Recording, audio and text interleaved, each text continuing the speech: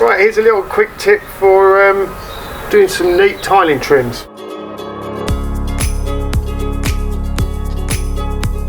Instead of 45 in the edges, which can put a little sharp edge on the corner of the tiling,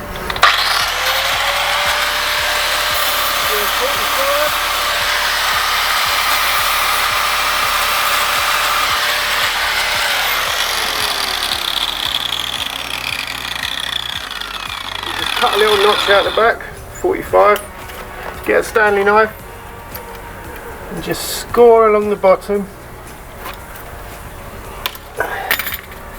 and then when you fold it you've got a perfect finished corner for your tiling work.